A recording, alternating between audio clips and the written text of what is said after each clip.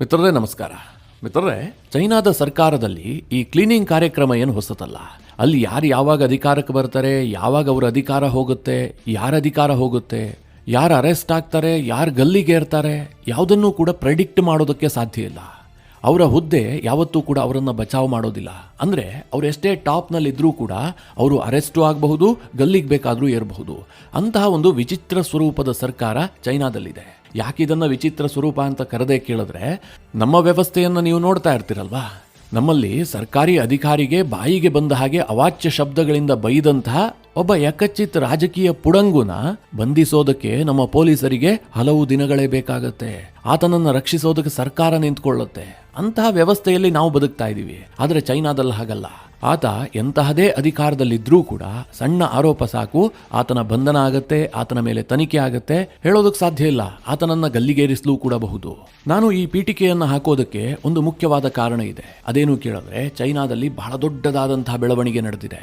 China ಸರ್ಕಾರದಲ್ಲಿ Xi Jinping next ಅಧಿಕಾರವನ್ನ ಹೊಂದಿದಂಥ, ಅಂದ್ರೆ ಟಾಪ್ 2 ಹಂತದಲ್ಲಿದ್ದಂತಹ ಓರ್ವ ಅಧಿಕಾರಿಯನ್ನ ಈಗ ಅಧಿಕಾರದಿಂದ ಕಿತ್ತೊಗೆದಿದ್ದು ಮಾತ್ರ ಅಲ್ಲ, ಗಂಭೀರ ಸ್ವರೂಪದ ತನಿಖೆಗೆ ಆದೇಶ ಮಾಡಲಾಗಿದೆ, ಅರೆಸ್ಟ್ ಮಾಡಲಾಗಿದೆ. ಇದನ್ನು ಕೇಳಿದಾಗ ನಿಮಗೆ ಅನಿಸಬಹುದು, ಚೈನಾದ ವಿಚಾರದಲ್ಲಿ ಇದೇನು ಹೊಸದಲ್ಲ ಹೀಗಂತ ಅನಿಸಬಹುದು. ಆದರೆ ಇಲ್ಲಿ ಕೆಲವೊಂದಷ್ಟು ಅಂಶಗಳು ಭಾರಿ ಮಹತ್ವವನ್ನು ಪಡೆದುಕೊಂಡಿದೆ. ಮೊದಲನೇದಾಗಿ ಈತನ ಮೇಲೆ ಬಂದಂತಹ ಆರೋಪ ಏನು ಕೇಳಿದ್ರೆ, ಚೈನಾದ ನ್ಯೂಕ್ಲಿಯರ್ ಸೀಕ್ರೆಟ್ ಅನ್ನ ಅಮೆರಿಕಾಗೆ ಶೇರ್ ಮಾಡಿರೋದು, ಅಮೆರಿಕದ ಏಜೆಂಟ್ ಆಗಿ ವರ್ತಿಸಿರೋದು. ಅಷ್ಟು ಮಾತ್ರ ಅಲ್ಲ, ಕ್ಸಿ ಜಿನ್ಪಿಂಗ್ ರನ್ನ ಅಧಿಕಾರದಿಂದ ಇಳಿಸೋದಕ್ಕೆ ಒಂದು ದಂಗೆಯ ಪ್ಲಾನ್ ಮಾಡಿದ್ದ ಆರೋಪವೂ ಕೂಡ ಈತನ ಮೇಲೆ ಬಂದಿದೆ. ಸದ್ಯದ ಬೆಳವಣಿಗೆಯಿಂದಾಗಿ ಚೈನಾ ವಿಪರೀತವಾಗಿ ವಿಚಲಿತಗೊಂಡಿದೆ. ಕಾರಣ ಏನು ಕೇಳಿದ್ರೆ, ಈತ ಕ್ಸಿ ಜಿನ್ಪಿಂಗ್ನ ರೈಟ್ ಹ್ಯಾಂಡ್. ಅದಕ್ಕಿಂತ ಹೆಚ್ಚಾಗಿ ಹೇಳಬೇಕು ಅಂತಂದ್ರೆ, ಕ್ಸಿ ಜಿನ್ಪಿಂಗ್ನ ಚಡ್ಡಿ ದೋಸ್ತ್, ಬಾಲ್ಯ ಸ್ನೇಹಿತ. ಹೀಗಾಗಿ ಸದ್ಯದ ಚೈನಾದ ಬೆಳವಣಿಗೆಯನ್ನು ನೋಡಿ ಅನೇಕ ಪತ್ರಿಕೆಗಳು ಚೈನಾದ ರಾಜಕೀಯ ಭೂಕಂಪ ಅಂತ ವಿಶ್ಲೇಷಣೆ ಮಾಡ್ತಾ ಇದ್ದಾವೆ. ಮಿತ್ರರೇ, ಈ ಎಲ್ಲ ಬೆಳವಣಿಗೆಗಳ ಕುರಿತಾಗಿ ನಿಮಗೆ ಡೀಟೇಲ್ ಆಗಿ ಮಾಹಿತಿ ಕೊಡುವಂತಹ ಪ್ರಯತ್ನ ಮಾಡ್ತೀನಿ. ನೀವು ಈ ವಿಡಿಯೋನ ಕೊನೆವರೆಗೂ ಮಿಸ್ ಮಾಡದೆ ನೋಡಿ. ಮಿತ್ರರೇ, ಚೈನಾದ ಕಂಟ್ರೋಲ್ ಅಲ್ಲಿನ ಕಮ್ಯುನಿಸ್ಟ್ ಪಾರ್ಟಿಯ ಕೈಲಿದ್ರೂ ಕೂಡ ಸದ್ಯದ ಪರಿಸ್ಥಿತಿಯಲ್ಲಿ ಚೈನಾ ಸರ್ವಾಧಿಕಾರಿಯ ಆಡಳಿತಕ್ಕೊಳಪಟ್ಟಿದೆ. ಯಾಕೆ ಅಂತಂದ್ರೆ, ಕ್ಸಿ ಜಿನ್ಪಿಂಗ್ ಅಲ್ಲಿನ ಕಮ್ಯುನಿಸ್ಟ್ ಪಾರ್ಟಿಗಿಂತಲೂ ಮೀರಿ ಬೆಳೆದು ಬಿಟ್ಟಿದ್ದಾರೆ. ಕಮ್ಯುನಿಸ್ಟ್ ಪಾರ್ಟಿಯ ಕಂಟ್ರೋಲ್ ಕೂಡ ಕ್ಸಿ ಜಿನ್ಪಿಂಗ್ ಕೈಗೆ ಬಂದಿದೆ. ಹೀಗಾಗಿ ಕ್ಸಿ ಜಿನ್ಪಿಂಗ್ ಅನ್ನ ಸರ್ವಾಧಿಕಾರಿ ಅಂತ ಇವತ್ತು ಜಗತ್ತೇ ಒಪ್ಕೊಂಡಿದೆ. ಕ್ಸಿ ಜಿನ್ಪಿಂಗ್ ಹೀಗೆ ಅಧಿಕಾರವನ್ನ ತನ್ನ ಬಳಿಯಲ್ಲಿ ಕೇಂದ್ರೀಕರಣ ಮಾಡಿಕೊಳ್ಳೋದು ಅಷ್ಟು ಈಸಿ ಆಗಿರಲಿಲ್ಲ. ಚೈನಾದಲ್ಲಿ ಬಹಳ ಕಠಿಣವಾದಂತಹ ನಿಯಮಗಳಿದ್ವು. ಅಲ್ಲಿ ಯಾರೇ ಅಧಿಕಾರಕ್ಕೆ ಬಂದರೂ ಕೂಡ ಅವರು ಕೇವಲ 2 ಅವಧಿಗೆ ಮಾತ್ರ ಚೈನಾದಲ್ಲಿ ಅಧ್ಯಕ್ಷರಾಗಿ ಕಾರ್ಯನಿರ್ವಹಿಸಬಹುದಾಗಿತ್ತು. ಆದರೆ ಕ್ಸಿ ಜಿನ್ಪಿಂಗ್ ಆ ನಿಯಮಕ್ಕೆ ಬದಲಾವಣೆಯನ್ನು ತಂದು ತಾನು ಬದುಕಿರುವವರೆಗೂ ಕೂಡ ಚೈನಾದ ಅಧ್ಯಕ್ಷರಾಗಿ ಮುಂದುವರಿಬಹುದು, ಆ ರೀತಿಯಾದಂತಹ ನಿಯಮಗಳನ್ನು ರೂಪಿಸಿಕೊಂಡಿದ್ದಾರೆ. ಇದ್ಯಾವುದೂ ಕೂಡ ಅಷ್ಟು ಈಸಿ ಆಗಿರಲಿಲ್ಲ. ಯಾಕೆ ಕೇಳಿದ್ರೆ, ಚೈನಾದ ಕಮ್ಯುನಿಸ್ಟ್ ಪಾರ್ಟಿಯಲ್ಲೂ ಕೂಡ ಕ್ಸಿ ಜಿನ್ಪಿಂಗ್ ರನ್ನ ವಿರೋಧ ಮಾಡುವಂತಹ ಒಂದು ಬಣ ಇತ್ತು. ಉದಾಹರಣೆಗೆ ಹೇಳಬೇಕು ಅಂತಂದ್ರೆ, ಮಾಜಿ ಅಧ್ಯಕ್ಷರಾದಂತಹ ಹೂ ಜಿಂತಾವೋ ಬಣ. ಆದರೆ ಇವರನ್ನೆಲ್ಲ ಬದಿಗೆ ಸರಿಸಿ ಅವರ ಬಾಯಿ ಮುಚ್ಚಿಸಿ ಕ್ಸಿ ಜಿನ್ಪಿಂಗ್ 3ನೇ ಅವಧಿಗೂ ಕೂಡ ಅಧ್ಯಕ್ಷರಾದ್ರು, ಕಮ್ಯುನಿಸ್ಟ್ ಪಾರ್ಟಿಯ ಸಂವಿಧಾನಕ್ಕೆ ಬದಲಾವಣೆಯನ್ನ ತಂದ್ರು. ಇದೆಲ್ಲ ಹೇಗೆ ಸಾಧ್ಯ ಆಯ್ತು ಕೇಳಿದ್ರೆ, ಕ್ಸಿ ಜಿನ್ಪಿಂಗ್ ಬೆನ್ನಿಗೆ ಒಬ್ಬ ನಾಯಕ ನಿಂತ್ಕೊಂಡಿದ್ದ. ಆತನ ಹೆಸರು ಜನರಲ್ ಝ್ಯಾಂಗ್ ಯೂಶಿಯಾ. ಈ ಝ್ಯಾಂಗ್ ಯೂಶಿಯಾ ಚೈನಾದ 2ನೇ ಪವರ್ ಹೌಸ್. ಇವರು ಸೇನೆಯಲ್ಲಿ ಟಾಪ್ 2 ಹಂತದ ಅಧಿಕಾರಿ. ಮೊದಲನೇ ಸ್ಥಾನ ಕ್ಸಿ ಜಿನ್ಪಿಂಗ್ಗೆ ಇರುತ್ತೆ, ಚೈನಾದ ಅಧ್ಯಕ್ಷರಿಗೆ. 2ನೆಯ ಸ್ಥಾನದಲ್ಲಿ ಈ ಝ್ಯಾಂಗ್ ಯೂಶಿಯಾ ಇದ್ರು. ಚೈನಾದ ಮಿಲಿಟರಿಯಲ್ಲಿ ಟಾಪ್ ಮೋಸ್ಟ್ ಕಮಿಷನ್ ಅಂತಂದ್ರೆ ಅದು ಸೆಂಟ್ರಲ್ ಮಿಲಿಟರಿ ಕಮಿಷನ್.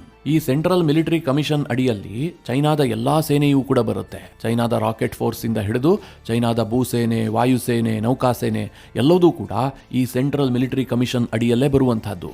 ಇದರ ಅಧ್ಯಕ್ಷರಾಗಿ ಕ್ಸಿ ಜಿನ್ಪಿಂಗ್ ಇದ್ರೆ, ಉಪಾಧ್ಯಕ್ಷರಾಗಿ ಈ ಜನರಲ್ ಝ್ಯಾಂಗ್ ಯೂಶಿಯಾ ಕಾರ್ಯನಿರ್ವಹಿಸ್ತಾ ಇದ್ರು. ಈ ಝ್ಯಾಂಗ್ ಯೂಶಿಯಾ ಕ್ಸಿ ಜಿನ್ಪಿಂಗ್ ಅವರ ಪ್ರಬಲ ಸಮರ್ಥಕ. ಅವರ ನಡುವೆ ಅಂತಹ ಆತ್ಮೀಯತೆ ಇತ್ತು. ಯಾಕ ಆತ್ಮೀಯತೆ ಇತ್ತು ಅಂತ ನಾನು ಮುಂದೆ ಹೇಳ್ತೀನಿ.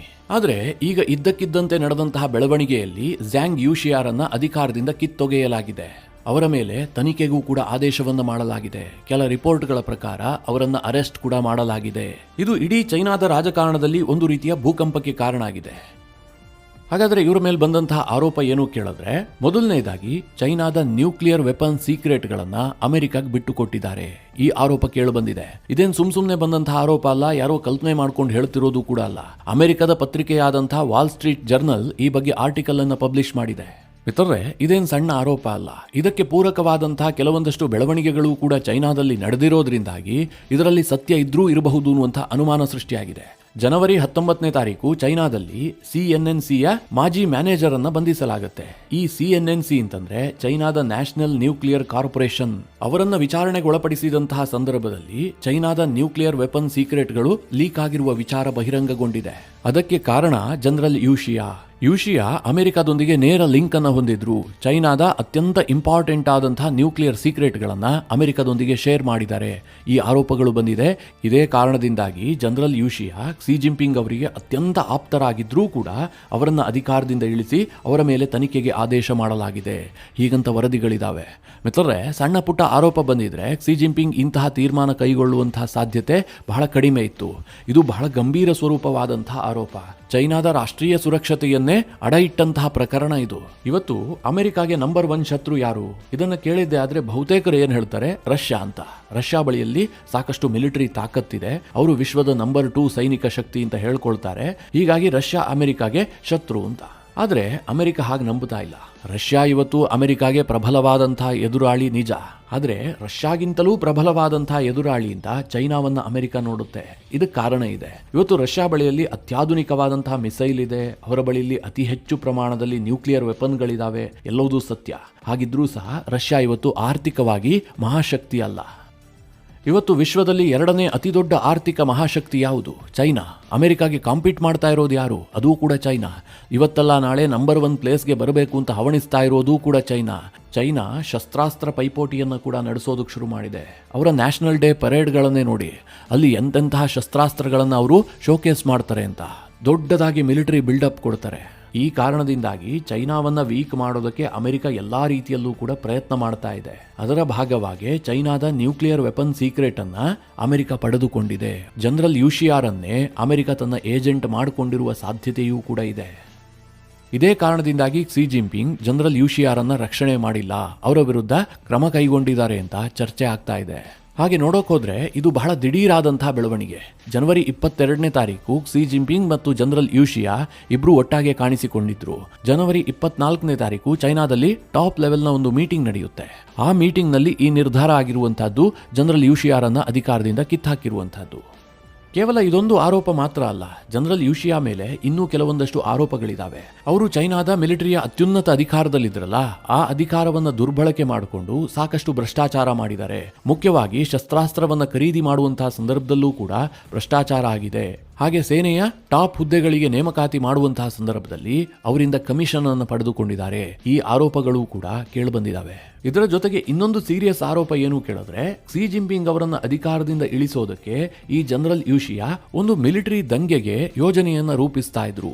ಈ ಕಾರಣದಿಂದಾಗಿಯೇ ಕ್ಸಿ ಜಿನ್ಪಿಂಗ್ ಇಷ್ಟೊಂದು ಕಠಿಣ ನಿರ್ಧಾರವನ್ನ ಕೈಗೊಂಡಿದ್ದಾರೆ ಎನ್ನುವಂತಹ ವಾದವೂ ಕೂಡ ಇದೆ. ನಿಮಗೆಲ್ಲ ಗೊತ್ತೇ ಇದೆ, ಚೈನಾದಿಂದ ಯಾವುದೇ ಸುದ್ದಿಗಳು ಕೂಡ ಯಥಾವತ್ತಾಗಿ ಹೊರಗೆ ಬರೋದೇ ಇಲ್ಲ.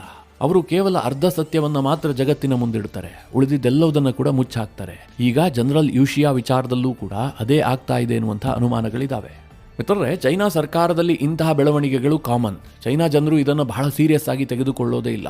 ಕೆಲವೊಮ್ಮೆ ಏನಾಗಿರುತ್ತೆ ಗೊತ್ತಾ, ಅಲ್ಲಿನ ಮಿಲಿಟರಿ ಜನರಲ್ಗಳನ್ನ, ಅಲ್ಲಿನ ಸರ್ಕಾರದ ಸಚಿವರನ್ನ ಚೈನಾ ಸರ್ಕಾರ ಕಿತ್ತಾಕತ್ತಲ್ಲ, ಇದು ಚೈನಾದ ಒಳಗೆ ಚರ್ಚೆ ಆಗೋದಿಲ್ಲ. ಚೈನಾ ಜನರು ಅದಕ್ಕೆ ತಲೆನೇ ಕೆಡಿಸ್ಕೊಳ್ಳೋದಿಲ್ಲ. ವಿದೇಶಿ ಮಾಧ್ಯಮಗಳಲ್ಲಿ ಇದು ಬಹಳ ದೊಡ್ಡ ಸುದ್ದಿ ಆಗಿರುತ್ತೆ. ಆದರೆ ಪ್ರಥಮ ಬಾರಿಗೆ ಚೈನಾದಲ್ಲಾದಂತಹ ಈ ಬೆಳವಣಿಗೆಯ ಬಗ್ಗೆ ಅಲ್ಲಿನ ಜನ ತಲೆ ಕೆಡಿಸ್ಕೊಂಡಿದ್ದಾರೆ. ಚೈನಾದ ಜನ ಇದರ ಬಗ್ಗೆ ಮಾತನಾಡ್ತಾ ಇದ್ದಾರೆ. ಅಲ್ಲಿನ ಮಾಧ್ಯಮಗಳಲ್ಲಿ ಇದು ವರದಿ ಆಗ್ತಾ ಇದೆ. ಅದಕ್ಕೆ ಕಾರಣ ಕ್ಸಿ ಜಿನ್ಪಿಂಗ್ ಮತ್ತು ಯೂಶಿಯಾ ನಡುವೆ ಇದ್ದಂತಹ ಸ್ನೇಹ. ಇಬ್ರೂ ಸಹ ಒಂದೇ ಪ್ರಾಂತ್ಯದಿಂದ ಬರುವಂತಹ ನಾಯಕರು. ಇಬ್ರು ಬಾಲ್ಯ ಸ್ನೇಹಿತರು, ಜೊತೆಗೆ ಆಡಿ ಬೆಳೆದಂತವರು. ಕ್ಸಿ ಜಿನ್ಪಿಂಗ್ ಅವರ ತಂದೆ ಮತ್ತು ಯೂಶಿಯಾ ಅವರ ತಂದೆ ಚೈನಾದ ಕ್ರಾಂತಿಯಲ್ಲಿ ಭಾಗಿಯಾದಂತವರು. ಹೀಗಾಗಿ ಆರಂಭದಿಂದಲೂ ಕೂಡ ಕ್ಸಿ ಜಿನ್ಪಿಂಗ್ ಮತ್ತು ಯೂಶಿಯಾ ಒಟ್ಟಾಗೆ ಇರ್ತಾ ಇದ್ರು. ಇಬ್ಬರ ನಡುವೆ ಬಹಳ ದೊಡ್ಡ ಸ್ನೇಹ ಇತ್ತು. 2013ರಲ್ಲಿ ಕ್ಸಿ ಜಿನ್ಪಿಂಗ್ ಚೈನಾದಲ್ಲಿ ಅಧಿಕಾರಕ್ಕೆ ಬಂದ ಬಳಿಕ ಯೂಶಿಯಾಗೆ ಅನೇಕ ಪ್ರಮೋಷನ್ಗಳು ಸಿಕ್ಕಿ ಅಂತಿಮವಾಗಿ ಟಾಪ್ 2 ಹಂತಕ್ಕೆ ತಂದು ಕೂರಿಸಿದ್ರು. ಅದರಲ್ಲೂ ಮಿತ್ರರೇ, 2022ರಲ್ಲೇ ಜನರಲ್ ಯೂಶಿಯಾ ಅವರ ಅಧಿಕಾರ ಮುಕ್ತಾಯ ಆಗಿತ್ತು. ಆದರೆ ಕ್ಸಿ ಜಿನ್ಪಿಂಗ್ ಅವರು ನಿಯಮಾವಳಿಗೆ ಬದಲಾವಣೆಯನ್ನ ತಂದು ಯೂಶಿಯಾ ಅವರನ್ನ ಮುಂದುವರಿಸೋದಕ್ಕೆ ನಿರ್ಧಾರ ಮಾಡಿದ್ರು. ಯೂಶಿಯಾ ಅವರಿಗೆ 75 ವರ್ಷ. ಚೈನಾದ ನಿಯಮದ ಪ್ರಕಾರ 70 ವರ್ಷಕ್ಕೆ ಮಿಲಿಟರಿ ಅಧಿಕಾರಿಗಳು ರಿಟೈರ್ಡ್ ಆಗಬೇಕು. ಕ್ಸಿ ನಿಯಮಾವಳಿಗೆ ಬದಲಾವಣೆಯನ್ನ ತಂದು ತನ್ನ ಸ್ನೇಹಿತನ ಅಧಿಕಾರವನ್ನು ಮುಂದುವರಿಸಿದ್ರು. ಕಾರಣ ಇಷ್ಟೇ, ಟಾಪ್ 2 ಹಂತದಲ್ಲಿ ತನಗೆ ಅತ್ಯಂತ ನಿಷ್ಠನಾದವನೇ ಇರಬೇಕು, ತನ್ನ ಸ್ನೇಹಿತನೇ ಇರಬೇಕು ಅನ್ನುವಂಥದ್ದು ಕ್ಸಿ ಜಿನ್ಪಿಂಗ್ ಅವರ ಬಯಕೆ ಆಗಿತ್ತು. ಹೀಗಾಗಿ ಚೈನಾದಲ್ಲಿ ಕ್ಸಿ ಜಿನ್ಪಿಂಗ್ ಮತ್ತು ಯೂಶಿಯಾ ಜೋಡಿಯನ್ನ ಪ್ರಿನ್ಸ್ ಲಿಂಗ್ಸ್ ಅಂತ ಕರೆಯಲಾಗ್ತಾ ಇತ್ತು. ಅಂತಹ ಸ್ನೇಹಿತನನ್ನ ಕ್ಸಿ ಜಿನ್ಪಿಂಗ್ ಅಧಿಕಾರದಿಂದ ಇಳಿಸಿರೋದು, ಜೊತೆಗೆ ಅರೆಸ್ಟ್ ಮಾಡಿಸಿ ತನಿಖೆಗೆ ಒಳಪಡಿಸಿರೋದಿದೆಯಲ್ಲ, ಇದು ಚೈನಾದಲ್ಲಿ ಭಾರಿ ಚರ್ಚೆಯ ವಿಷಯ ಆಗಿದೆ. ಇದನ್ನು ನೀವು ಇನ್ನೂ ಚೆನ್ನಾಗಿ ಅರ್ಥ ಮಾಡ್ಕೋಬೇಕು ಅಂತಂದ್ರೆ, ಈಗ ಅಮಿತ್ ಶಾ ಮತ್ತು ನರೇಂದ್ರ ಮೋದಿ ಅವರು ಬಹಳ ಸ್ನೇಹಿತರು. ಸರ್ಕಾರದಲ್ಲಿ ಅವರ ಹೋಲ್ಡ್ ಯಾವ ಹಂತದಲ್ಲಿದೆ ಅಂತ ನಿಮಗೆಲ್ಲ ಗೊತ್ತು. ನಾಳೆಯ ದಿನ ಅಮಿತ್ ಶಾ ಮತ್ತು ಮೋದಿಯ ನಡುವೆ ಒಂದು ಸಂಘರ್ಷ ಆಗಿಬಿಟ್ಟು ಪ್ರಧಾನಿ ಮೋದಿ ಅಮಿತ್ ಶಾ ವಿರುದ್ಧವೇ ತನಿಖೆ ಮಾಡಿಸೋದು ಅಥವಾ ಅಧಿಕಾರದಿಂದ ಇಳಿಸೋದು, ಇದನ್ನೇನಾದ್ರೂ ಮಾಡಿದ್ದೆ ಆದ್ರೆ ಯಾವ ಮಟ್ಟಿನ ಸುದ್ದಿ ಆಗಬಹುದು. ಅಂತಹದೇ ಸುದ್ದಿ ಈಗ ಚೈನಾದಲ್ಲಾಗಿದೆ. ಇದೆಲ್ಲದರ ಬಗ್ಗೆ ಚೈನಾದ ಸೇನಾ ಪತ್ರಿಕೆ ಆಗಿರುವಂತಹ PLA ಡೈಲಿ ಏನು ಹೇಳ್ತಾ ಇದೆ ಕೇಳಿದ್ರೆ, ಇದು ಚೈನಾದ ಸೇನೆಯಲ್ಲಿ ನಡೀತಾ ಇರುವಂತಹ ಕ್ಲೀನಿಂಗ್ ಕಾರ್ಯಕ್ರಮ ಹೀಗಂತ ಅದು ವಿಶ್ಲೇಷಣೆಯನ್ನ ಮಾಡಿದೆ. 2013ರಿಂದ ಈವರೆಗೆ, ಅಂದ್ರೆ ಕ್ಸಿ ಜಿನ್ಪಿಂಗ್ ಅಧಿಕಾರಕ್ಕೆ ಬಂದ ದಿನದಿಂದ ಈವರೆಗೆ ಒಟ್ಟು 50ಕ್ಕೂ ಹೆಚ್ಚು ಅಧಿಕಾರಿಗಳನ್ನ ಕಿತ್ತೊಗೆಯಲಾಗಿದೆ. ಅದರಲ್ಲಿ ಮಂತ್ರಿಗಳು ಕೂಡ ಇದ್ದಾರೆ, ಟಾಪ್ ಸೈನಿಕ ಅಧಿಕಾರಿಗಳು ಕೂಡ ಇದ್ರು, ಕೆಲ ಮಂತ್ರಿಗಳು ಕಣ್ಮರೆ ಕೂಡ ಆಗಿದ್ರು, ಅವರು ಇದುವರೆಗೂ ಕೂಡ ಪತ್ತೆ ಆಗಿಲ್ಲ. ಆದರೆ ಇದು ಯಾವುದಕ್ಕೂ ಕೂಡ ಚೈನಾದಲ್ಲಿ ಅಷ್ಟೆಲ್ಲ ಪ್ರಾಶಸ್ತ್ಯ ಇರಲಿಲ್ಲ. ಆದ್ರೆ ಈಗ ಯೂಶಿಯಾ ವಿರುದ್ಧ ಚೈನಾ ಸರ್ಕಾರ ಕ್ರಮ ಕೈಗೊಂಡಿರೋದಿದೆಯಲ್ಲ, ಇದು ಭಾರಿ ಸದ್ದು ಮಾಡೋದಕ್ಕೆ ಶುರುವಾಗಿದೆ. ಮಿತ್ರರೇ, ಈ ಎಲ್ಲ ವಿಚಾರಗಳ ಕುರಿತಾಗಿ ನಿಮ್ಮ ಅನಿಸಿಕೆ ಅಭಿಪ್ರಾಯಗಳೇನು ಕಮೆಂಟ್ ಮಾಡುವ ಮೂಲಕ ನಮಗೆ ತಿಳಿಸಿ. ಹಾಗೆ ನಿಮಗೆ ಈ ವಿಡಿಯೋ ಇಷ್ಟವಾದರೆ ಲೈಕ್ ಮಾಡಿ, ಜೊತೆಗೆ ನೀವಿನ್ನೂ ನಿಮ್ಮ ನೆಚ್ಚಿನ ಸಂಸ್ಕಾರ ಸೌರಭ ಯೂಟ್ಯೂಬ್ ಚಾನಲ್ನ ಸಬ್ಸ್ಕ್ರೈಬ್ ಮಾಡಿಲ್ಲ ಅಂತಾದರೆ ಈ ಕೂಡಲೇ ಸಬ್ಸ್ಕ್ರೈಬ್ ಮಾಡಿ ಮುಂದಿನ ಎಲ್ಲ ಅಪ್ಡೇಟ್ಗಳ ನೋಟಿಫಿಕೇಶನ್ಗಾಗಿ